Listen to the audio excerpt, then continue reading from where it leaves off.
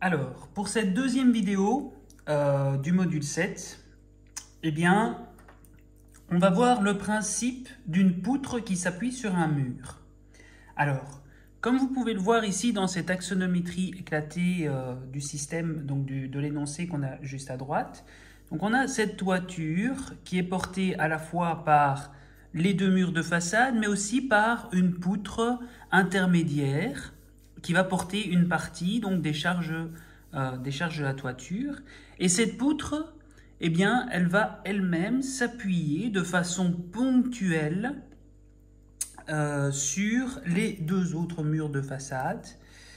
Et on va voir que eh bien, cette force ponctuelle qui s'appuie sur un mur, eh bien, ça ne va pas créer une force qui va descendre le long du mur, une force ponctuelle qui va descendre le long du mur, non. Pour y arriver, il faudrait vraiment mettre une colonne comprise dans le mur, donc qui viendrait reprendre les charges ponctuelles de la poutre. Quand elle s'appuie directement sur le mur, eh bien, cette charge ponctuelle va se propager. Donc on va voir qu'il va y avoir un triangle qui va se propager dans le mur et qui va créer donc une charge ici à la base du mur. Voilà.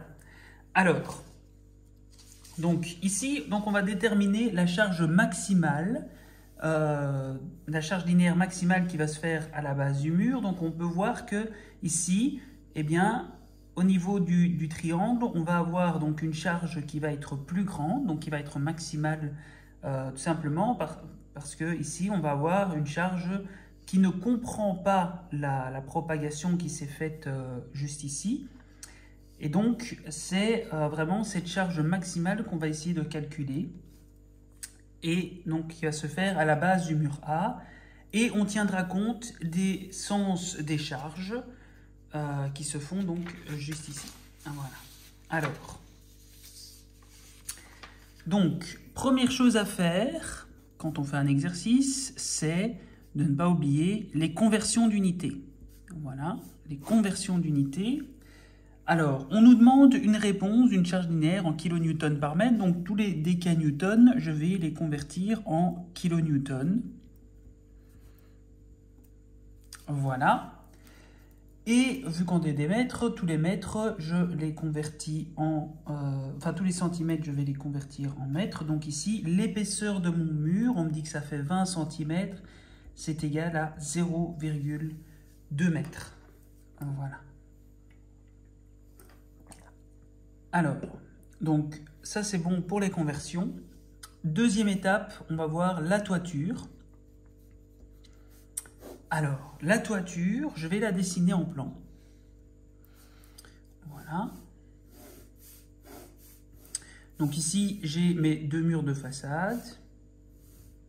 Et intermédiaire, j'ai aussi, hop, ma poutre. Voilà, je mets mes mesures. 4,5 m, 1,5 m et une largeur de 5 mètres. Ok. Alors, qu'est-ce que je dois faire avec le poids surfacique de cette toiture? On me dit que ça fait 0,5 kN par mètre carré. Attention, donc cette toiture, on ne dit pas que ça comprend les surcharges d'exploitation. Donc, je dois les rajouter. Donc ici, comme c'est une toiture, les surcharges d'exploitation, c'est 1 kN par mètre carré pour un total de 1,5 kN par mètre carré.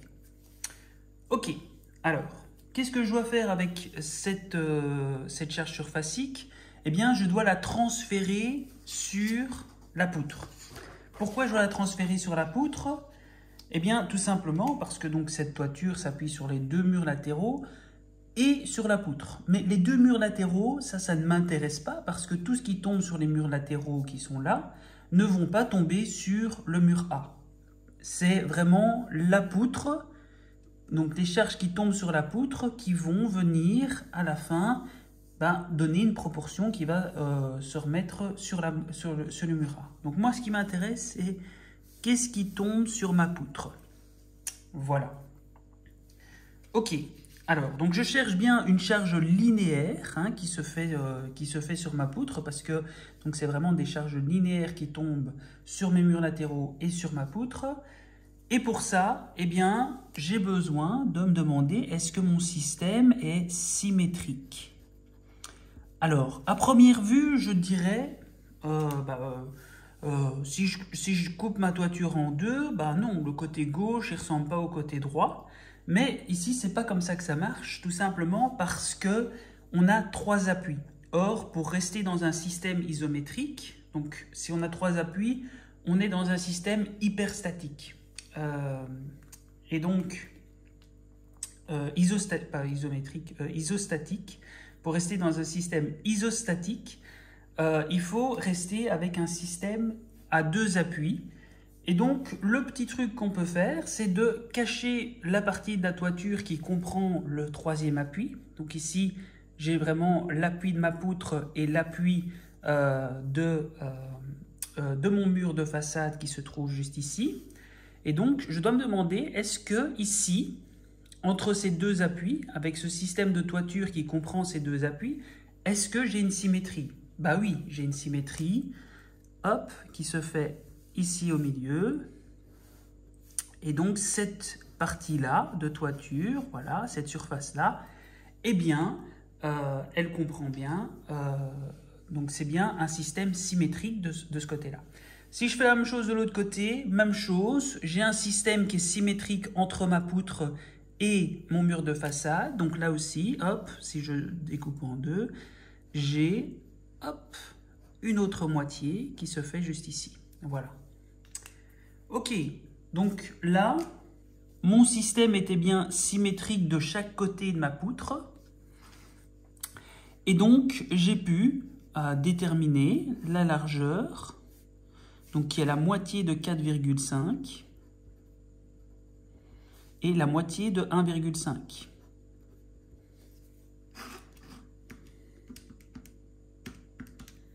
Donc 2,25 et 0,75 mètres, pour un total de 3 mètres. Voilà, donc ça c'est la largeur totale de mon plancher.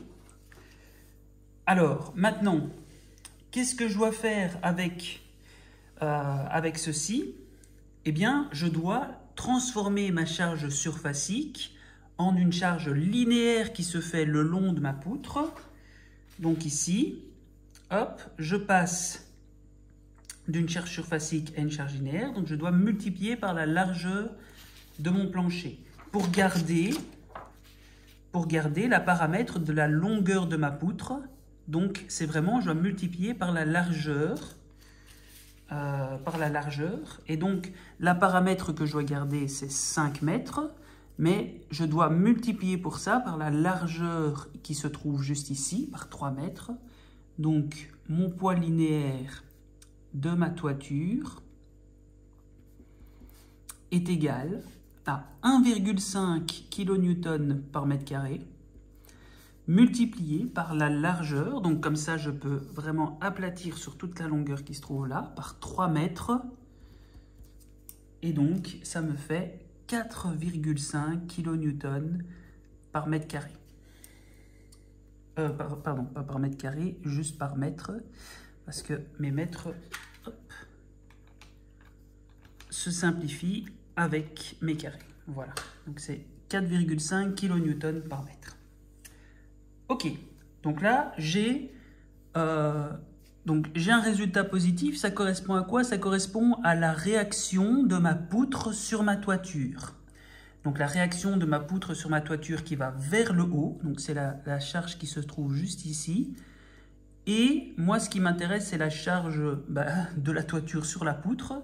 Donc par l'effet d'action-réaction, je dois ici mettre un moins.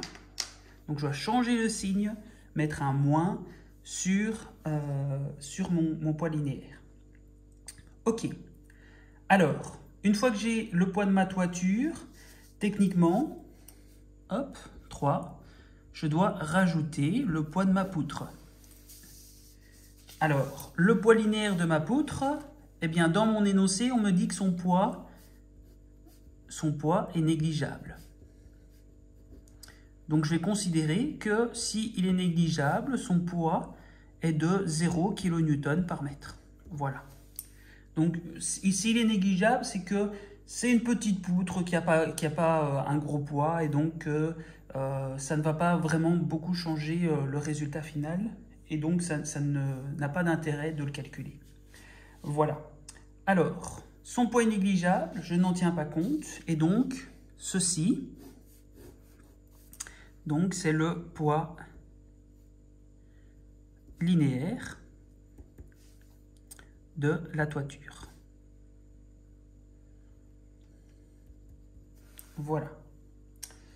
Ok, alors ce poids linéaire, eh bien, je vais faire une élévation de ça. Hop. Donc, un poids linéaire donc, qui va vers le bas. Donc de moins 4,5 kN par mètre. Et hop, ici, je vois que cette poutre, elle va s'appuyer de façon ponctuelle, donc suivant 2 points sur mes 2 murs, et qui vont créer donc les forces de réaction qu'on a juste ici. Donc RAY, donc ça c'est ce que je cherche, hein, le RAY qui va s'appuyer sur mon mur A, et le RBY. Celui-là ne m'intéresse pas, il va tomber sur le mur B, ça ne fait pas partie de l'énoncé. Alors, donc, moi ce qui m'intéresse, c'est de trouver la résultante de cette charge qui a la même longueur que ma poutre, et donc qui fait 5 mètres. Donc la résultante égale à moins 4,5 kN par mètre, fois 5 mètres. Voilà. Ça fait 22,5 kN, parce que les mètres s'annulent entre eux. Voilà. Donc je peux mettre un moins. Voilà. Alors, ça veut dire que cette résultante, eh bien, elle va pouvoir se diviser en deux. Pourquoi? Parce que j'ai un système qui est symétrique. S'il n'était pas symétrique, j'aurais dû faire un DCL pour trouver la valeur de RAY. Mais ici, oui, c'est symétrique. Donc, je peux diviser en deux et dire que RAY est égal à je ne devrais pas mettre le moins normalement parce que c'est la réaction qui va vers le haut. Mais en tout cas, je vais le garder parce que comme ça, on obtient directement le poids qui va vers le bas. Donc, moins 22,5 kN divisé par 2. Et ça nous fait moins 11,25 kN. Voilà. Donc ici, le moins, c'est bien la réaction qui va... c'est bien la force qui va vers le bas. Donc le poids qui s'appuie sur le mur A. Donc si j'avais cherché aussi pour le RBY, ça aurait été exactement la même valeur. Ok, donc ça... Hop, poids ponctuel de la toiture sur le mur A. Voilà, donc c'est ce qu'on a trouvé juste ici. Et alors, cette charge ponctuelle, eh bien, comme je vous l'ai expliqué au début de la vidéo, elle va se propager non pas de façon linéaire, mais de façon avec un triangle. Donc, je vais faire une élévation de mon mur A. Donc, je sais que mon mur A a une longueur, enfin oui, donc ici j'ai 4,5 mètres et là 1,5 mètres. Et donc ici, je vais avoir donc ma force ponctuelle qui va se mettre et qui valait moins 11,25 kN. Voilà. Et je sais que mon mur, il a une hauteur de 4 mètres. Voilà. Donc je vous l'ai dit, ça va se propager suivant un triangle. hop, ce triangle-ci. Et ce triangle, il faut retenir qu'il a un angle de 60 degrés. Donc ce sera toujours 60 degrés. Donc ça ne changera pas. Donc c'est toujours 60 degrés parce que c'est un angle voilà, on pourra avoir 3 angles de 60 degrés pour le triangle. Donc c'est vraiment un angle qui divise le triangle en trois angles les mêmes. Voilà. Alors, donc 60 degrés, et moi ce qui m'intéresse, c'est vraiment la base de mon triangle. Moi je veux savoir, ça fait combien cette base? Pourquoi? Eh bien parce que moi ce qui m'intéresse, c'est pas la charge ponctuelle, c'est vraiment la charge répartie qui va se faire à la base de mon triangle. Et pour arriver à trouver cette charge répartie, si je reprends mon petit schéma ici, voilà, donc moi j'ai la force ponctuelle et je veux retourner à une charge linéaire, donc je dois diviser par une certaine longueur. Et cette longueur, c'est la longueur de la charge, donc la longueur de la charge. Et cette longueur, c'est la base du triangle. Donc c'est vraiment cette base qui m'intéresse. Et pour y arriver, je vais diviser mon triangle en deux. Voilà, donc je vais le diviser en deux triangles pour avoir deux triangles rectangles avec un angle de 30 degrés. Voilà, mon angle de 60 se divise en deux. Et ça va me permettre d'avoir, eh bien, ici, hop, un triangle rectangle avec un angle de 30 degrés, avec une hauteur de 4 mètres.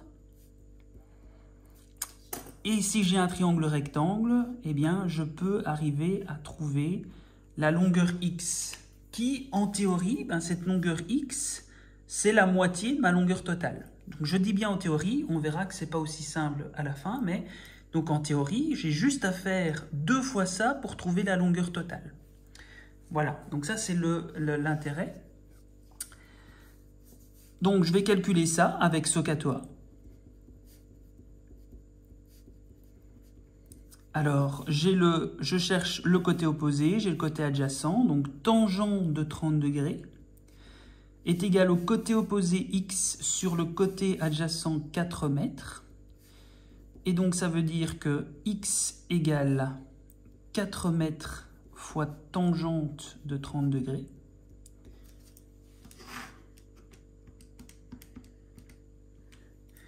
Et ça nous fait une longueur de 2,309 mètres.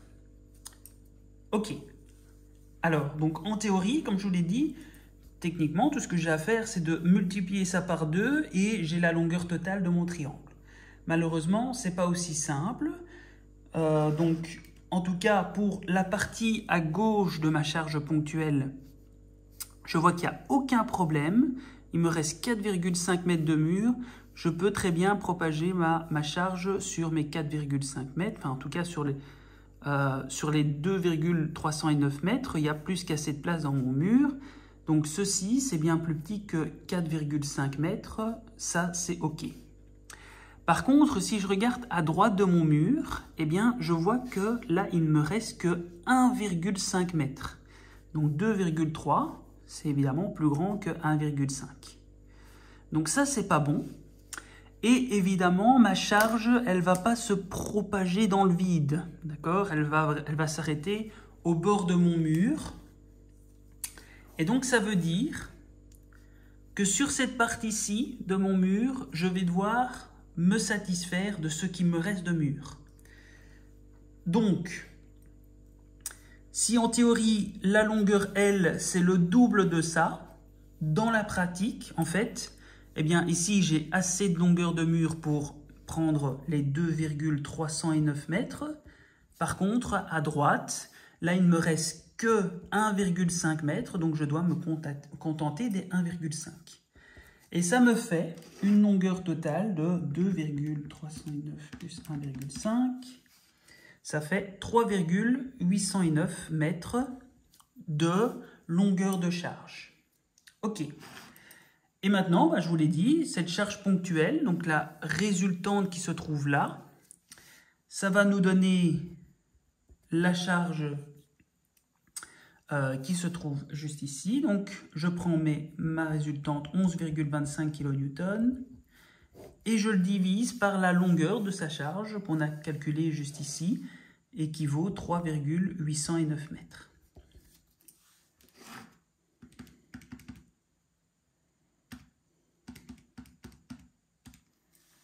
Et ça me fait un total de moins 2,954 kN par mètre. Voilà, donc kN par mètre. Ok. Ça, c'est donc la charge de la toiture à la base du mur A. Ok. Mais ce n'est pas la réponse finale parce qu'il nous manque une charge, c'est la charge du mur elle-même. Donc, le mur, du mur lui-même, pardon. Et donc ce mur, il a aussi un certain poids. Hop, j'en étais à mon numéro 4. Donc le mur. Alors, si je fais un petit schéma rapide de mon mur. Mon mur, qu'est-ce que je sais de lui? Je sais qu'il a 4 mètres de hauteur, qu'il a 6 mètres de large et qu'il a une épaisseur de 0,2 mètres. Et je connais aussi son poids volumique qui est égal à 18 kN par mètre cube. Ok. Alors, moi, ce qu'il me faut, c'est la charge linéaire qui se fait à la base de mon mur. Donc, le poids linéaire du mur est égal à 18 kN par mètre cube multiplié par, ici, si je veux passer d'une charge volumique à une charge linéique, eh bien, je dois multiplier par la hauteur et multiplier par la largeur du mur. Donc ici, la largeur du mur, ça correspond à son épaisseur. Donc, fois 4 mètres, fois 0,2 mètres. Et je ne tiens pas en compte la longueur de 6 mètres parce que je veux garder cette paramètre de 6 mètres pour avoir donc une charge linéaire qui se fait le long de ces 6 mètres. Voilà. Donc 18 fois 4 fois 0,2, ça fait 14,4 kN. Alors le cube s'annule avec les 2 mètres, donc ça fait kN par mètre. Voilà. Alors, sans oublier que ici, moi ce que j'ai déterminé, c'est la réaction du sol sur le mur, donc qui est positive. Moi, il me faut le poids du mur, donc c'est un poids qui est négatif, qui va vers le bas. Donc je change bien le signe. Ok, alors, ça veut dire que ça c'est... c'est pas la bonne feuille. Voilà. Ça c'est la charge du mur. On a la charge de la toiture à la base du mur A. Voilà. Et donc, si je fais un petit résumé des charges que j'ai, j'ai tout d'abord tout en bas la charge de mon mur qui se fait sur une longueur de 6 mètres, de moins 14,4 kN par mètre. Et puis ici, sur ma partie à droite, j'ai aussi la charge de ma toiture qui se superpose, et qui vaut donc moins 2,954 kN par mètre. Alors, qu'est-ce que je dois faire avec ces deux charges? Eh bien, elles se superposent, donc je peux les additionner l'une avec l'autre. Et donc, j'ai un poids linéaire total. Un poids linéaire total max, donc parce que j'ai aussi un poids linéaire qui se trouve ici, mais moi ce qu'il me faut c'est le poids linéaire maximum, donc c'est ce que l'énoncé me demande. Donc c'est celui qui est le plus grand. équivaut donc moins 2,954 kN par mètre, moins 14,4 kN par mètre.